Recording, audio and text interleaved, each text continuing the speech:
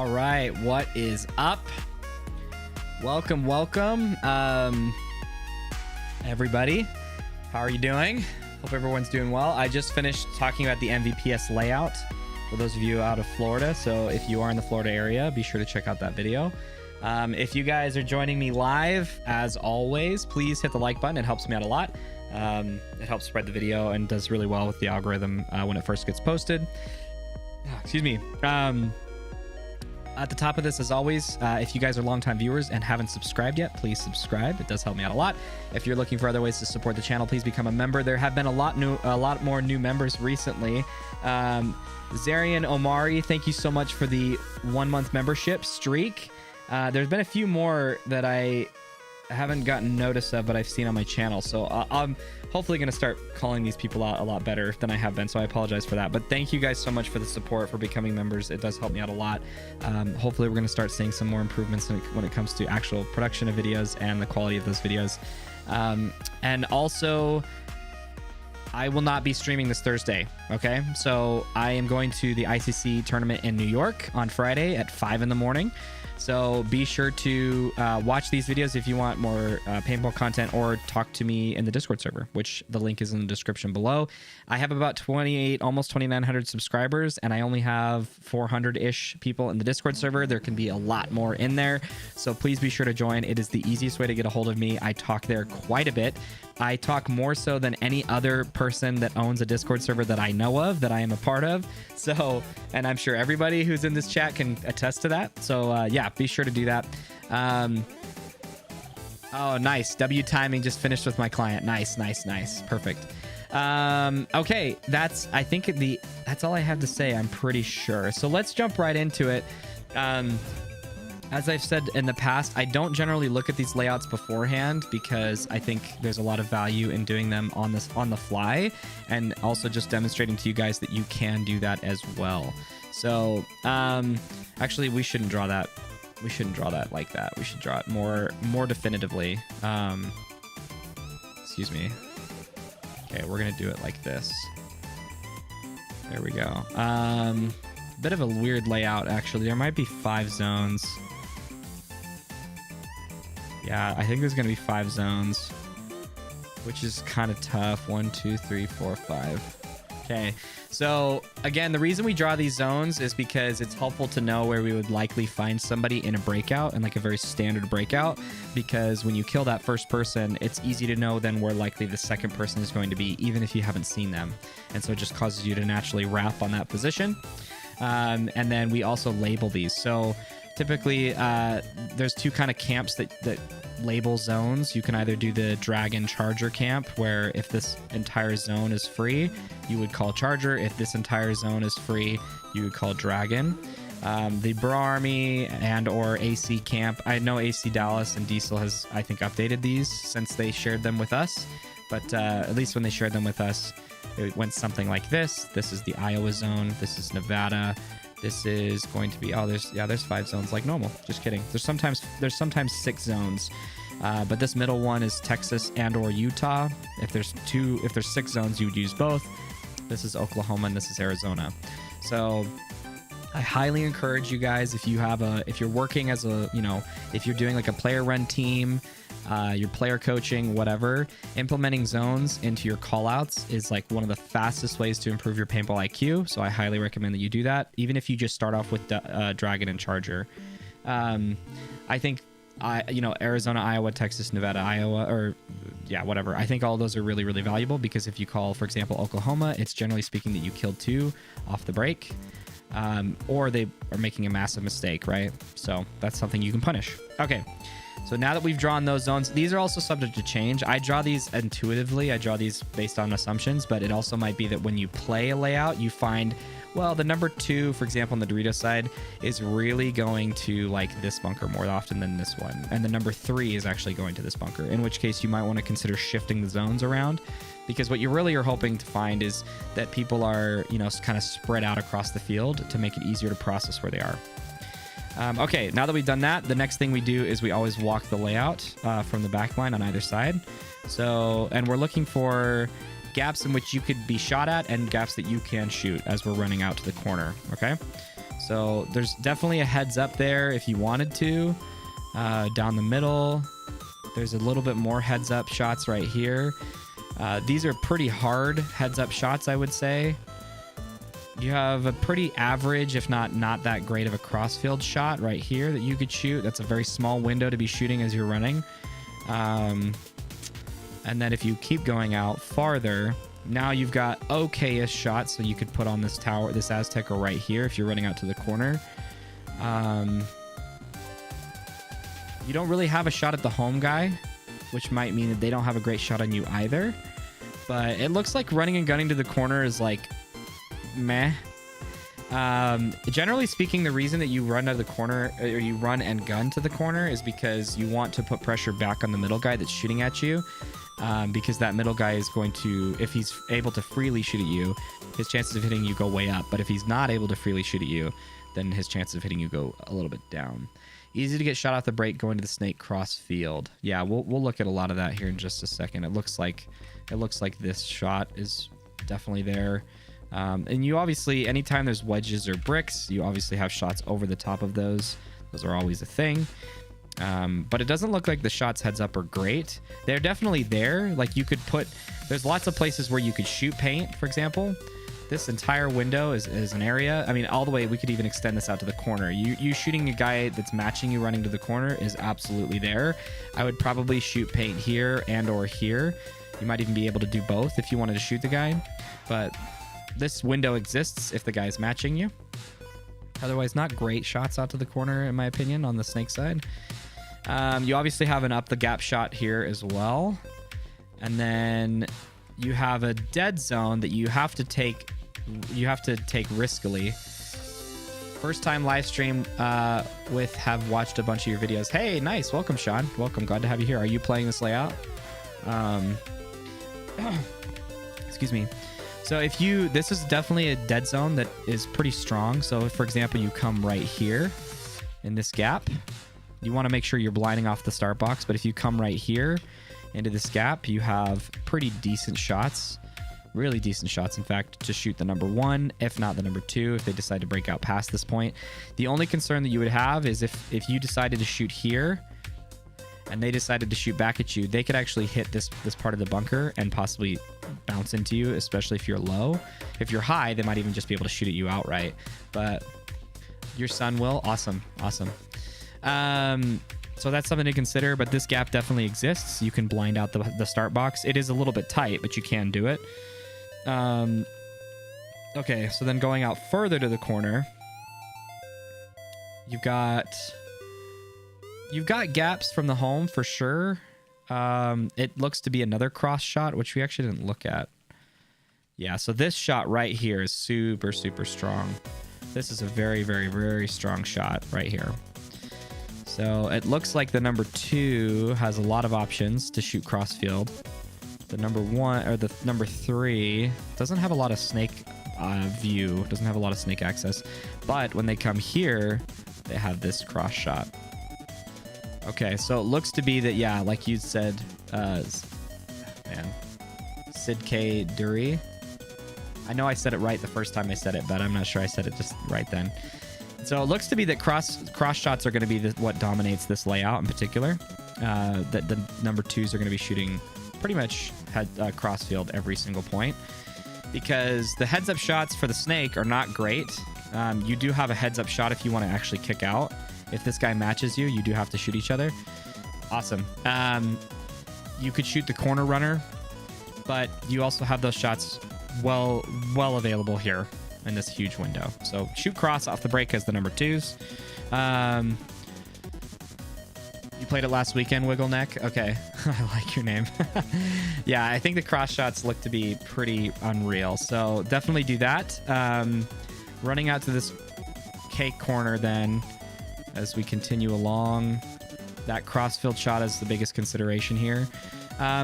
One thing to note is that shooting here and shooting here is very different, and generally speaking, right? If you take this route, it is different than taking that route. Sometimes people can negate that difference by shooting up and down very quickly, but you are essentially trading off 100% accuracy in certain boxes before. Sorry, guys. The stream has been buffering recently. I'm not sure what's going on with my internet, so I apologize for that. It's nothing I can do about it right now. But you're essentially trading 100% accuracy in one zone or the other for about a 50-50%. These are just like made up numbers, but just to give you an idea. And that's just a risk you're going to always run. So it's possible for the home guy to shoot like this, potentially covering both zones, but having probably diminished accuracy as a result of that. Also, being a tall player, super easy to shoot over the wedge to the tower and Dorito 1 if you walked the 50 off the break. Yeah, I'd imagine right here. We'll look at the middle in just a second, but okay, so coming out then to this cake, could rain paint down on you, it looks like, but likely the only people are going to be shots coming from this cake or this wedge or this Aztec. Obviously the corner can see you if they decide to look your way. I'm not sure you would go to this corner bunker except to leapfrog out of it, so we're just going to leave that for a second. We'll cover it when we talk about Doritos. But the very first thing that's very obvious, as people have pointed out in the chat already, crossfield shots are way strong in this layout. Let's cover up the middle then. So if we go up the middle, we do have this gap here, which was said. You could shoot over the top here if you wanted. I don't know which is better. I'm always generally in favor of gaps like this because it gives you more you have more access to what they look like, or rather more you have just a bigger profile of them, but it might be too late for you to actually shoot them. Like if you're trying to shoot the number 1, you might actually be too late before you have any sort of clear view. So as Sid K said, if you're tall, just maybe plan to shoot over the top of this and shoot closer to this bunker. If you shoot closer to the Aztec, you are very likely going to kill the number 2 as he's running out to that bunker. I guess the number 2 wouldn't be running out to that. It would be the number 1. So okay, if we do the same thing on the snake side, then we have kind of the same sort of dynamic. You have this valley here that you could paint. You also have this blindish shot towards the Aztec that you could shoot as well. You could also hedge your bets if you wanted to shoot any potential snake corner runners by shooting anywhere in this window as you come up to that bunker. But again, I'm not tall enough to do that, so I can't. So my only option is to shoot these valleys on either sides of this brick, or excuse me, of these wedges. It also looks like taking these wedges off the break is super easy and strong. It might be, though, that because these shots are so strong that you would do that after the fact. So, for example, if I were to shoot the Dorito way off the break, I would shoot this until the snake runner passed my zone, and then as soon as take this bite into here and play like this. Now, the only thing I will say about layouts like this, without even really walking this field fully, is that generally when layouts, the trade-off that you make for having really solid shots up the middle that are free to make and free to get to is that you run the risk of having one side blown out very quickly without being able to like refill that position. So there's quite a few layouts in which like the field naturally wants to kick the number 3 guy up the middle. But the problem is that if you lose anybody off the break because of these cross shots that are super strong, then you have really tough positioning that you can't really support and fill behind. So for example, let's say that you ran a snake guy off the break, but you lost the number 2 behind him and your number 3 is right here. Well, your number 3 has to either backfill, which is totally possible and that's doable, assuming that they didn't take this off the break. But in the worst case scenario, let's say, for example, the number 3 went here, essentially off the break. We'll draw a better line. Goes here, shoots Dorito away, and then takes this bite, okay? And that's super safe. The number 3 can do that pretty easily, it looks like. Well, if you lost your number 2 right here and your number 1 survived and got somewhere into the snake, well, now, I'm not saying it's, likely that the number 2 is going to die here, but just if it happens, stuff happens in paintball. If that happens, then now you're in very bad positioning because you've essentially triple stacked one side while you've got one guy playing an island. So you've got, let's say, for example, this is your positioning. You've got an island guy completely alone who's going to be very difficult to support, or at least require a lot more intelligence from your team. Okay, it is possible to support this still. Your number 2 could kick out this way and then make it a 2v2 on either side of the field, or rather 2 players here, 2 players here. That's possible, but that requires a lot of read and reacting from your number 2s, which is totally doable, but just understand that. So just know that this move is free. That up the middle move seems to be free, but just don't be baited into making it every single time. If you find that you're losing bodies off the break on wide sides of the field, maybe consider not doing that right off the break, right? Because you can, for example, you can off the break shoot this valley right here without having to go up to this middle. And you can do that for probably 10 seconds. And it's true for the snake side as well. So it might be that you stay back here, you shoot one side as you kind of slow walk right here. And then you look either direction. Oh, we lost the guy on the snake side. Let me fill out here. And boom, now we've covered, I've hedged our losses. Same thing for the Dorito side. Okay. Let's look at the wedges really quick. So you have an interesting gap right here, which I don't think they would challenge you from, but that you can't stop this Dorito 1 to Dorito 2 move, but you absolutely can stop the one after it. You're fairly well protected from any sort of rundown plays, but with these center tall bricks, there's always the risk that somebody just comes and runs you down through this like inside highway. But that's a pretty long run, so you're generally, it looks to be that you're quite safe to play these and hold some kind of zone from this. Inside shots, you're pretty safe from the snake if you play that hard edge. Otherwise, if for some reason you decided to look on the opposite side of the field, you have pretty standard kind of gopher hole shots, with the only one that's difficult for the snake guy being this bump right here, which, what is that? That's okay. Their snake, essentially their viper to your viper, or I think we call it Alamo. So we call the snake 50, or what would be closest to the snake 50, we call it viper, and then ours is called Alamo. You could call it Scorpion as well, but Scorpion would be this bunker right here on our side. So anyway, that's a gap that is definitely there, but I think you got bigger fish to fry if this is what you're trying to stop them from doing. You might need to just move out over here. But then again, you can't really see that very well, actually. So it looks to be that the best, let's see, down here. Okay, interesting. So it looks like the wedge on the snake side is not as good as the wedge on the Dorito side, because you can't see both sides very well. It looks to be like a decent leapfrog bunker into this if you wanted to. I wouldn't come to this wedge or this mini W to fight somebody in these two bunkers, because you're close enough and it's easy enough for them to like head check you to then spot you, and now you're kind of dead in the water. You're kind of in a bad spot.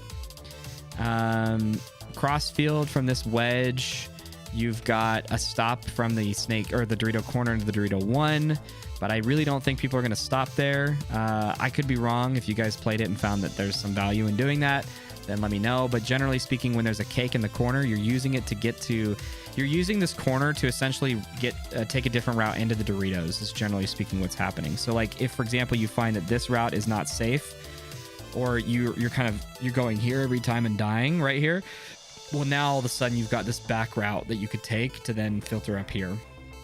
But that's the immediate next move you make, right? And sometimes people don't even dive in here; they'll just run around it. So then there's been some layouts where people will actually just run around and take this bite into this bunker.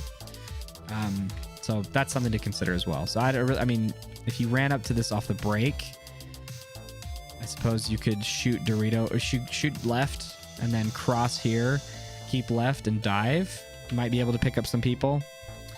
Not a great route in my opinion. I don't love it, but it's there. If you decided to go up the middle to these tall bricks, these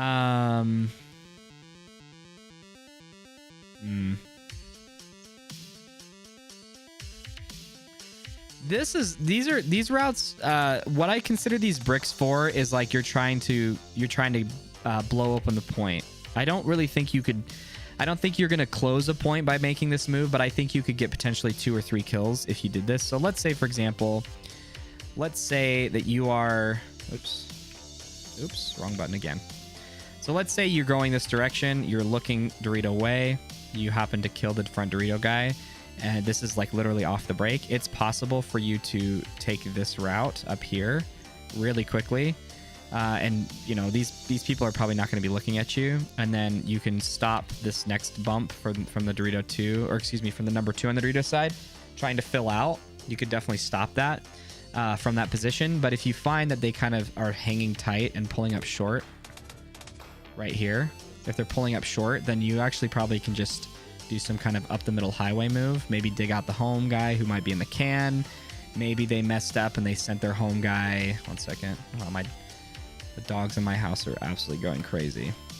But it might be this guy went here and is looking this way. This would be a mistake in my opinion. But if that's the case and this guy is stuck here, then you could definitely run this down and kill this guy.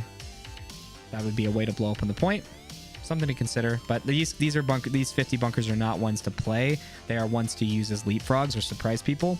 And that's really all I think we need to say about that. So going into the snake, or what we'd call the god bunker now, the insert into the snake, there's a lot of things to check off. But what you really need to know, if you play the front snake guy, you just need to first know for sure where the guy that's playing your same position is. You need to know if they got to the snake off the break or if they are matching you. And the best way to do that is to keep your head downfield. But also, hopefully your teammates are going to tell you, right? So, for example, if this guy comes out, if your number 2 on the Dorito side comes out to the corner, this is why the zone calls are so important. But if you come out to this corner and you're shooting this gap, and he saw that the snake guy dove into the god, and they're not anywhere in this zone over here, then what's really important or valuable is to say Arizona, right? So that way, if for whatever reason, as you're running to the snake, the god bunker, you didn't have your head down, or maybe you couldn't see very well, as soon as you get here, if you hear Arizona and you haven't even head checked the guy in front of you, you know that they're not anywhere in this snake. They can't be, right? According to your teammate. And he has really good vision of that. So Arizona gives you the confidence to know, okay, well, the only guy I need to worry about now is my mirror. Heads up at the very least. Shoot back at him, maybe check him off, get him to flinch, and then I can take the bite. Right? But it's also that if you guys matched, he got you to flinch, and then you came back out and you saw he was diving into the snake. Well, now you just gotta wrap to find the next guy and see where the number 2 is, and then take the bite. The number 2 is gonna be probably right here, and you can probably dodge his paint. You can probably go low enough right here to get underneath all of what paint he could shoot at you, which means that this bunker is not great at stopping the snake fill from the god. This is not a great bunker to stop this move. So what is a good bunker? Well, holding the cross is for sure. Is this bunker? I guess this is the bunker you could play if they're like hard stuck in their spots. You could play this to stop this move for the number 2 to fill out behind their snake guy. Not sure it's great, but you could. What I'm gathering from this layout is that what you're really trying to decide is these 2 are going to shoot cross pretty much every single point. And then you have to make a choice about which side of the field you want to double up on, or what we would call bingo. Okay. You're trying to just figure out which side of the field you want to bingo by having the middle guy shooting whatever side you want to bingo. So in the case that you wanted to bingo the snake runner, this guy could then shoot that and then dive into this wedge right here. This would be your number 3. And now you've got a 3-man snake side push. So let's say you made it to this bunker and you made it here. Well, now you've got like a very decent-ish heads up fight. This guy could probably even stay cross for a bit, depending on what's going on. And then if you get a tiger or a kill out of one side, tiger 1 or tiger 2, now you're already in position to capitalize on that, because these 2 can push this direction. The home guy can the number 3 can keep chopping off more and more of the field from this position. Or he could even, come here and chop it off even harder, so on and so forth. Hopefully that makes sense. So the snake side wedge isn't terrible. It's just, it didn't seem like it was as good as the Dorito side wedge. But what this is telling me is that if you can get into the snake, you're really hard to kill. You almost have to send a guy to the corner, and that's just because you're trying to do damage control. So the corner definitely is a true tape. You have a straight line, and you can see your mirror. So this corner bunker is key. This is a key bunker to stopping the snake. It would seem that, what else did we say? These cross shots and practicing these cross shots are super key to the success of the point. Okay, we're just outlining these key bunkers, and then that's all we know so far. These are like the most stick-out-ish things that I've seen. Okay. These are facts. What up, Steven? Just stopping in to show support. Thanks, buddy. I really appreciate that. Hope you're doing well. I'm going to finish this stream here probably in the next, 20 minutes or so, and then take a break and actually play some Tarkov. So Drop those likes, everyone. Hey, that is a fact. Yeah, you 6 people, please hit the like button. It helps a lot. Helps out a lot. Thank you. Okay. So getting into the snake then, I would never stop here. This is a decent bunker. This is like, these bunkers I only ever consider are good support number 2 bunkers. So for example, if you got a guy in the snake and you're pushing pretty strong in this bunker. So let's say for example, because this is like a common problem that people run into. If you guys have seen my number 2 guide, how to play the mid player position, you'll know that I talked about like, you don't want to be too far away from your front player, okay? This is a key bunker. This is a very strong bunker.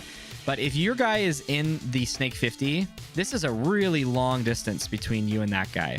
You have lots of visibility. You can do so much damage from this position. From like, for example, if you tigered their snake guy, so you're tiger 1 out of the snake, they don't have anybody in this position, and you've got a guy here and you're here.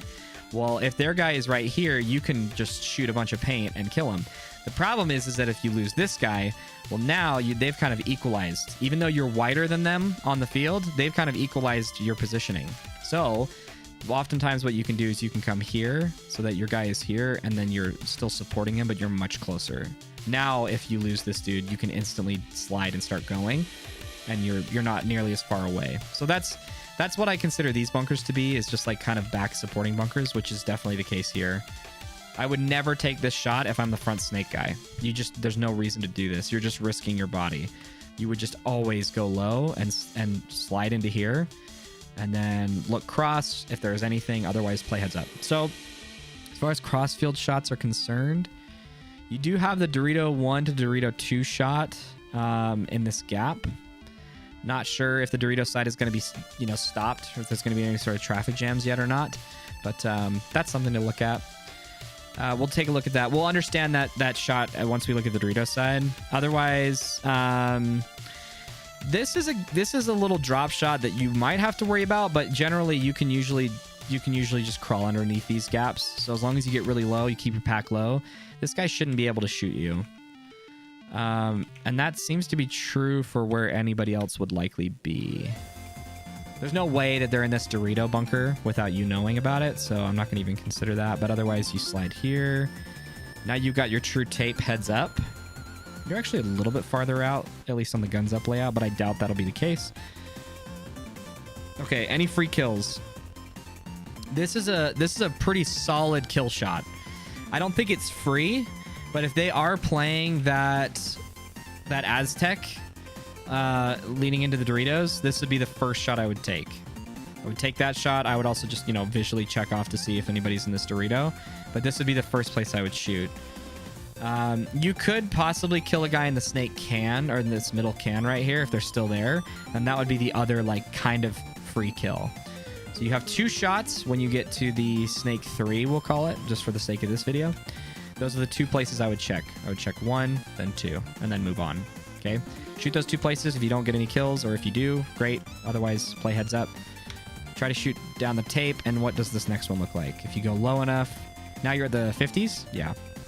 So this tower is now dead for sure. There's probably no way they could survive except for maybe getting on their knees and like inside the bunker on the Dorito side. That's probably the only way they could survive this. That's it, man. That's the only free kill. You're not going to kill a Wedge guy. You do have to worry about the Wedge posting on you, however. If this guy's decided, if this guy hears Snake, if he hears Viper, for example, and he's posted up on you, this is a very dangerous peak. So try to get as much intel as you can on where these Wedge guys are, if they are hot or not. Otherwise, what's the low wrap look like? If there's nobody in the snake, which is the best case scenario, if there's nobody in the snake with you, you can almost ignore those shots to an extent, right? I would still try to kill this dude from cross, but if you have an Arizona call or a Charger call, meaning there's nobody in the snake or in this corner, then you're really just wanting to move, like wrap on the outside of the field and check off as much as you can while you're closing out the point. So if we do that, then okay, it's a different tower. I was gonna say, really, the same one. So this guy is guaranteed kill. This middle guy is definitely dead for sure. It's possible for him to shoot at you as well, but he has to live behind his gun. which means if you can practice that snapshot and you can put 1 to 2 balls on accurately and then come back, you'll probably kill them for free, even if they're looking at you. Otherwise, if you come here, I would definitely check off that Dorito 2. Just trying to make sure what that is. So I would definitely look here. That Dorito 2 is going to mess you up if you're not careful. If he's looking your way, you making this bump from your Viper to theirs is going to be really bad for you. So can you see it before you move? You might be able to, but if you low wrap right here and then you take this bite, you're kind of committed at this point to whatever the Dorito guy's doing. So if he's not there, you might just take the bite past this. Actually, that might be the play. So I would probably just shoot this at this tower guy in this can, and then I would instantly take the bite to get into here. And again, being low, assuming you've got containment, right? If you don't have containment on this guy that you're trying to stop from filling out, like if you don't have a guy behind you that's shooting at him, then he's going to come run you down. So you can't really do this. But assuming that you have containment on him, you should be able to get low enough where that guy can't see you. That's what we're really looking at. And then once you get here, you've got so many kills, right? You can kill this guy depending on where he's looking. You can kill these 2 bunkers, this guy. So, but it looks to be that these 2 bunkers right here are going to be hard to dig out from the snake side. Like this bunker would be as well, but these 3 bunkers are going to be hard to dig someone out of on the snake. So then let's look at the Dorito side. Sec. Okay, so Dorito side then. We've already established we have this bunker. Pretty good visibility, actually, heads up. About the same as what the snake side is, but maybe a bit more open. Obviously, we established that these guys are going to be shooting cross off the break, so you just have to. You'll just have to run points to figure out when you should switch, but generally speaking, if they haven't crossed this zone right here, you can hold this zone, you can hold this gap for quite a long time. But if they haven't crossed these zones, let's say this guy's holding cross, they haven't gotten into Arizona, and then on the opposite side, if you hold this cross and they haven't gotten into Iowa right here, if they haven't gotten into Iowa, then you need to worry about what's going on in the middle, because it's probably like a super strong middle push. Okay, it could even be that they put 3 people in the middle, which I'm not saying is a good idea. I don't even think that would be a remotely good idea. But if they did this for some reason, that would explain why they've pulled up short and they haven't sent any bodies in these 2 zones. But that's just generally a rule of thumb. Like, be worried, right? If I'm shouting Arizona, and I hear Iowa, that should be an immediate. There's somebody in the middle. Something's happening in the middle. Which means that breaking out right away is not free, because now if you try to take this bite, this guy right here is a huge problem. This guy at the wedge is now a big problem at shooting you. Okay, so let's just go to this next bunker. You have really good threats across field. You have like a blind shot on the can, which he'd have to be standing tall for you to do anything with. You obviously could challenge the wedge, kind of a risky challenge. You could shoot at this Aztec on the snake side. You could drop some blind shots on the inside of the god, but I don't think you're going to do anything to that. There's a gap here, which I wouldn't shoot. By the time you get to this bunker, guys, just play heads up. If you're here, just play heads up. Okay, the only reason that you wouldn't is if you heard, if like the team you're playing against has a tendency to play these bricks, which is not going to be a thing. Heads up, you have a pretty standard gunfight right here. If both of you are matched, you have to fight each other not to the death, but just have to get somebody to flinch. And the problem is you can't see the guy behind him without stepping out really wide. So this guy you can't actually see because the pin's blocking it. See, like if I win this fight and I wrap, well, I can't see the tower. So the only way that you're going to beat that tower guy is if you surprise him. So for example, if you're gun battling this dude heads up, I'm going to zoom out for a second. If you're gun battling this guy heads up and you see paint landing right here, you know you can't go, right? You can't go for free. You can't go here at least. If you don't see paint going there and you put this guy in, you could probably take this bite and just go super, super low. Okay, go really low. The wedge guy is not going to see you, and the tower guy can only see you if from right here. This is the only gap that he can see you in, and that's probably too late for him to react to. Now, if you find that you've been stuck here for a while and the paint's still coming right here, it's not letting up, and you keep dominating the guy right in front of you, I would actually just go right here. I would just take that route, probably. You could even go on the inside, very likely. Maybe? No, the wedge guy would kill you. But like if you, so for example, if you beat this guy, you got him to flinch, and you know, you got him to really like flinch, because this can't be just like an immediate reaction. If you come right here and you're low, this is a crouch, right? Now the guy in straight ahead of you can't see you, and the guy that's shooting at you is going to be shooting kind of high, and you should be able to make this gap now, because by the time he's shooting at you, you're already sliding. So like right here, you're sliding, and you're going to go underneath his paint. Not guaranteed for sure.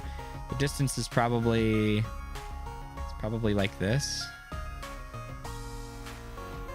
So you have to be sliding to get into that. Again, if you need to win a point, you got to push the Dorito side. You have to make something happen. You're kind of gridlocked on this side in these two positions. That's something that you could look at doing. Okay, getting to these cakes. You have a heads up, true tape, oddly enough. You actually have pretty good visibility on the Dorito guys, but this is such a hard bunker to live in, it looks like, because even the snake corner guy could just put so much pepper on your, put so much paint onto your feet and pod pack that you'd have to be playing really tight, and you could easily get pinched out of here. So I don't think this is a bunker you really play unless you're trying to stop a aggressive Dorito side push, and even then. So if we get into the Dorito 1, then your heads up is the guy that you are matched with. If he's not here, you do have to worry about the wire battle. It's not free, but well, actually, it's probably that this guy's going to come out here, to be honest. So you'll probably have like a number 1 and a number 2 in this positioning, which does make it kind of hard. But what that does mean is that if you decide to look on the inside of the field, this bump is free. Okay, where's the number 3? Number 3 is probably not looking at you. It's possible that if the number 3 decided to like bully the Dorito side push, he's sent somebody here. So if, for example, we did say that the snake has a decent cross shot. So if the number 3 was here, the number 1 is here, and the number 2 is here, you do have to worry about the number 3 deciding to just kind of bully you. Where was that shot? It's right here. So otherwise, it's this route. Otherwise, that inside route is free. So can we check it off first? If we come here, yeah, we can. Okay. So if we come here and we head check, that's what you'll have to do. You have to head check to see if this inside route is free, and then come here. Boom. Now you're in the Dorito 3. You don't have to worry about your mirror at this point if he's in the Doritos, so long as you kind of play low-ish, and you can get this guy. You can challenge this dude. You can challenge this guy. You can challenge the wedge. This is all great, super strong positioning. So that Dorito 3 is really, or Dorito 2, excuse me, is really strong. I would try to get out of the Dorito 1 as fast as possible from what it looks like. The gap from the Dorito 2 to the Dorito 3 is massive. That's a huge gap. You don't have any free kills, it looks like, from the Dorito 2. You do have like a pretty surprise challenge on somebody if they were in the God and hadn't gotten into the snake yet. That shot is there. You might be able to blind somebody standing tall in the can looking your side, which I don't know why they would, but that is there. But otherwise, you don't have any free kills. If you come up to this Dorito 3, which is really kind of the last bunker you're going to get to before you go to their side, now you have a free kill on the snake corner. You do have to worry about this guy. So as you make this move, depending on what is going on in front of you, right, you probably have this or this bunker to worry about. It's one or the other.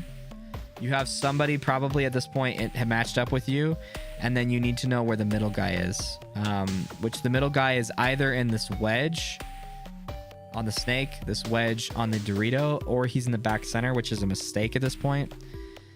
So when you make this move, if you've gotten the number 2 on the Dorito side to flinch and you take this bite, you really need to be putting your paint right here or here, assuming, you know, he's not there, which you should probably know by now because you've been taking bites and you could see, right, this inside route from the Dorito 1 to the Dorito 2. You should be able to see if he's there.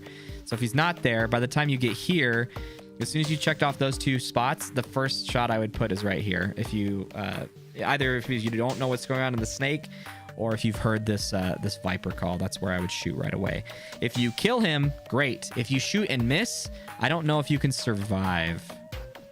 You could probably survive, but you're like inside this bunker. So that's just something to consider. Otherwise, if you want to ignore him, now you've got a heads-up battle to worry about. Your best hope is that they're actually stuck at this Dorito 2. If they're at this Dorito 2 and you're at the Dorito 50, then you can challenge this guy behind him, get him to flinch, and then take this big bite right here. And the snake guy can't really stop you. No, he can actually. He can shoot this. Man, that snake 50 is strong. That stops a lot of the Dorito stuff from going on. All the Dorito and silliness. So, okay. Well, as is typical, I guess let's finish this. So free kills are going to be this snake can. You could probably kill a dude right here if you stepped off a little bit from the bunker, like right here, and shot. This is a free kill if they got stopped in the God for some reason. Otherwise, you've got potentially a free kill. It's not free, but you've got a potential pack that you could shoot the number 2's position on the snake side. The snake or the can guy is dead for sure. This can guy can't live. So you've got 2 guaranteed kills right there. Or excuse me, 3. And that's probably it. And then if you get to their side, you've got lots of exposed next packs and backs. So, all right. So we've established that this is a very strong bunker. This is a good support bunker for the number 2 if your number 1 is in the 50. This 50 bunker is super strong to shooting the Doritos, from preventing the Doritos from just making like free cheeky moves. I think that's the gap. Pretty sure. So the snake is a really strong bunker. We've established that these cross shots on either side of the field are super strong. It's kind of a standard kind of have to do sort of thing.